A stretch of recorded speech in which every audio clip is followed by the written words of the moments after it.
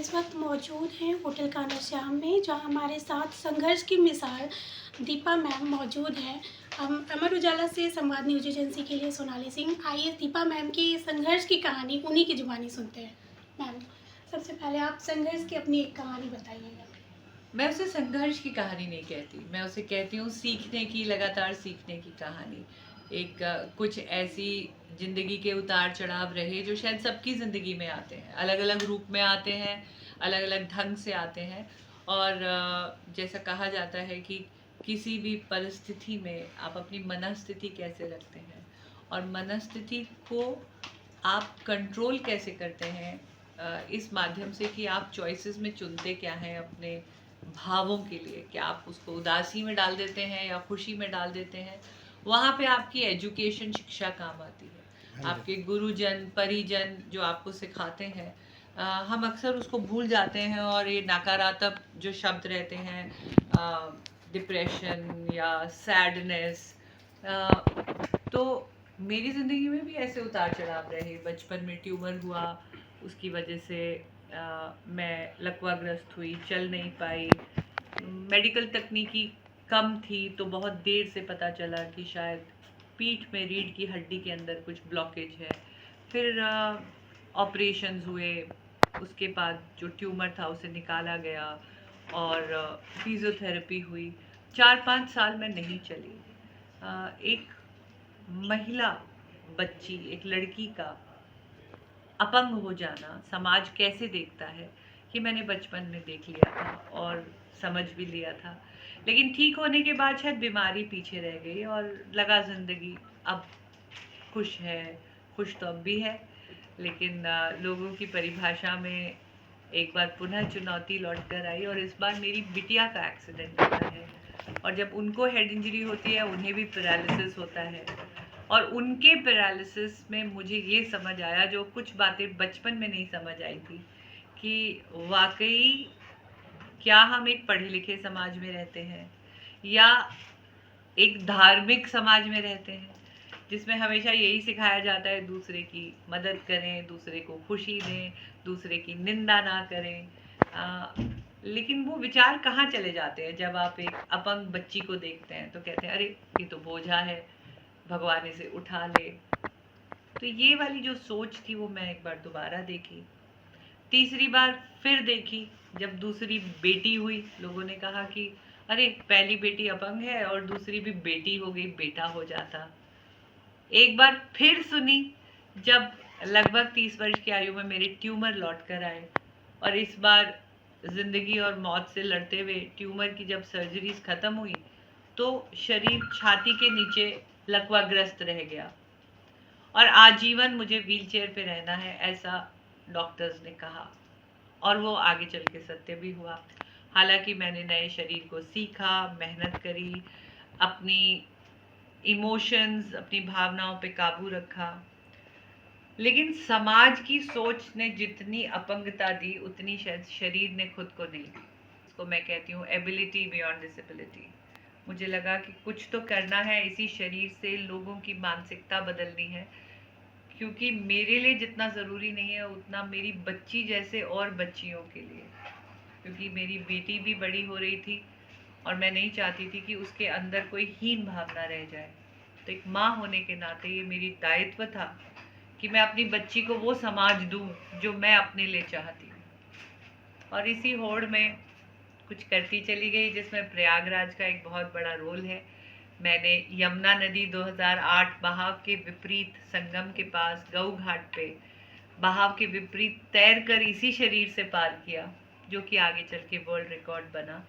और आज मैं प्रयागराज दोबारा वर्ल्ड रिकॉर्ड बनाने आई हूँ, जो बना है कल शिव शंकर सिंह जी की किताब का लॉन्च हुआ है, how to be extraordinary. और एक सिंगल ऑथर की किताब इतने सारे लोगों ने एक साथ मिलकर लॉन्च करी, है अपने आप में एक रिकॉर्ड बना, तो बहुत अच्छा लगा। मिशन एबिलिटी बियॉन्ड डिसेबिलिटी, पहले मैंने रेस्टोरेंट खोला, उसके बाद मैंने बाइक चलाने की होड़ ठान ली कि मैं तो बाइक चलाऊंगी। फिर बाइक चलाने के लिए अपने शरीर को थोड़ा सा ताकतवर करना पड़ा, तो रिहैबिलिटेशन दोबारा करी। रिहैबिलिटेशन जब मैंने दोबारा करी तो ये समझ आया कि तैराकी के टाइम जो हाइड्रोथेरेपी होती थी, मैं तैर सकती हूँ। और फिर उसी हुनर को मैंने बढ़ाया, यमुना नदी पार करी, साथ ही कुछ कीर्तिमान स्थापित किए। फिर धीरे धीरे लगा कि गाड़ी भी चलानी है। मैं विदेश जाती थी खेलने, तो समझ आया कि कुछ गैजेट्स लग जाते हैं गाड़ियों में और मेरे जैसे लोग हाथों से गाड़ी चला सकते हैं, लेकिन हमारी पॉलिसीज़, हमारी कुछ मोटर व्हीकल एक्ट्स ऐसे नहीं थे। तो फिर उस पे काम किया, कुछ इनिशिएटिव्स लिए, कुछ सरकार के साथ बातचीत रखी अपनी। फिर मैंने हिमालय पे गाड़ियाँ भी चलाई। शरीर में थोड़ी जान आने लगी तो समझ आया कि हम जैसे लोगों के लिए खेल भी हैं। फिर 40 वर्ष की आयु में मैं दिल्ली आई और 2010 कॉमनवेल्थ गेम्स, उसके बाद एशियाई खेल, वर्ल्ड चैम्पियनशिप, पैरालंपिक खेल। और जैसे जैसे मुझे मेडल मिलते गए मेरी आवाज़ बुलंद होती गई। अगर मैं कोई बात रखती तो अपने मेडल के वजन से वो बात मेरी बहुत कहते हैं कि सिंसेरली ली भी गई। और धीरे धीरे आगे पॉलिसीज़ बनी, डिसेबिलिटी एक्ट भी आया है आगे अभी, अपंग से दिव्यांग शब्द इजाद किया आदरणीय नरेंद्र मोदी जी ने। हमारे दिव्यांग खेलों में उन्होंने पैरा खेलों को जोड़ा। और 2016 में फिर मैं पहली भारतीय महिला बनी जिसने देश के लिए पैरालंपिक का मेडल जीता। 40 वर्ष की मेरी आयु थी, तो सीरियसली मैं 40 वर्ष में खेलने के लिए निकली। और 49 वर्ष की आयु में फिर मैंने खेल रत्न प्राप्त किया। 3 एशियाई खेलों में लगातार नए रिकॉर्ड के साथ मैंने मेडल लिया देश के लिए। वर्ल्ड चैम्पियनशिप में मेरा पहला देश का मेडल था जब मैंने जीता न्यूजीलैंड में 2011 में। चाहे पुरुष या महिला, दोनों में पहला मेडल मेरा था। और फिर 50 वर्ष की आयु में मैंने खेल एडमिनिस्ट्रेशन में अपना योगदान दिया। मुझे लगा कि जब तक महिलाएं खेलों से नहीं जुड़ेंगी तो खेलों को महिलाएं कैसे खेलेंगी, एक विश्वास कैसे जगेगा। तो अगर महिला का सशक्तिकरण देखना है तो महिलाओं को योगदान देना होगा। और उसी भावना से मैं आज तक इन खेलों को अपनी योगदान दे रही हूँ, अपना एक्सपीरियंस दे रही हूँ। तो अच्छा लगता है अपने भारत के लिए कुछ करने का। नई बच्चियां जो स्पोर्ट्स को अपने प्रोफेशन में ले रही हैं, उनको आप क्या कहना चाहेंगी? यही कहना चाहूँगी कि आपके लिए बहुत सारे अवसर सरकार की ओर से और अब सामाजिक दृष्टिकोण की ओर से भी। अब भारत खेलों का प्रतिनिधित्व करना चाहता है। भारत ओलंपिक पैरालंपिक होस्ट करने की एक विजन रखता है। हमारे भारत में अब 2030 में कॉमनवेल्थ गेम्स हो रहे हैं। अगर हम पैरालंपिक खेलों की भी बात करें तो हाल ही में वर्ल्ड चैम्पियनशिप हुई है एथलेटिक्स की, ग्रॉ प्रीज हो रही हैं। हमने शूटिंग का वर्ल्ड कप भी रखा है और बहुत अच्छे से उसका आयोजन किया है। तो ये एक शुभ अवसर है। बहुत सारी जो योजनाएं हैं वो अब खेलों के प्रति बन रही हैं। स्पोर्ट्स का नया एक्ट भी आया है, नया बिल भी पास हुआ है। कोचेस के लिए भी, शिक्षकों के लिए भी, जो लोग केवल खिलाड़ी नहीं हैं उनके लिए भी बहुत बेहतरीन अपॉर्चुनिटीज़ बनकर आई हैं। तो मेरा ये निवेदन है हर बच्ची से कि खेलें, क्योंकि खेलने से ना केवल शरीर स्वस्थ होता है, आपका मानसिक रूप से भी विकास होता है।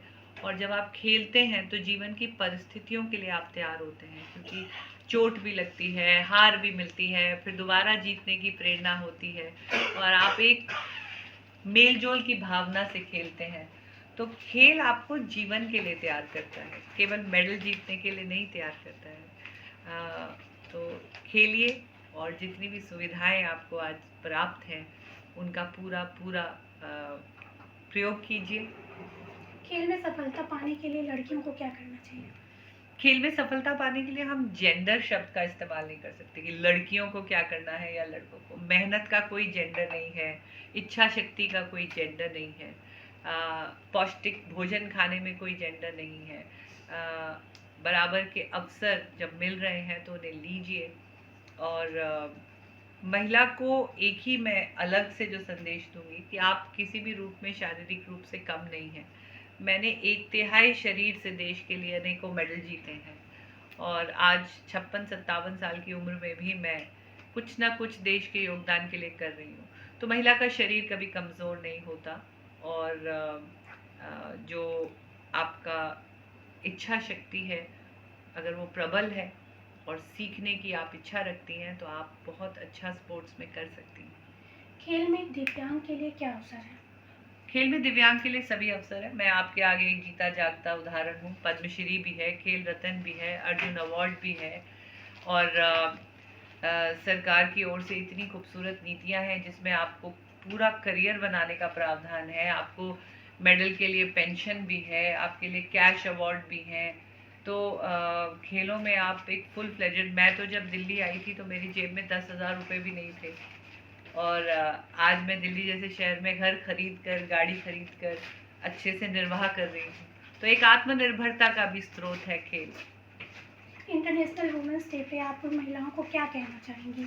मेरा इंटरनेशनल वुमेंस डे पे महिलाओं को यही संदेश रहेगा कि लोग आपको उसी नज़र से देखेंगे जिस नज़र से आप खुद अपने आप को देखेंगी। इसका मतलब ये नहीं है कि आप अंग्रेज़ी वस्त्र पहन लें, आप अंग्रेज़ी भाषा बोल लें।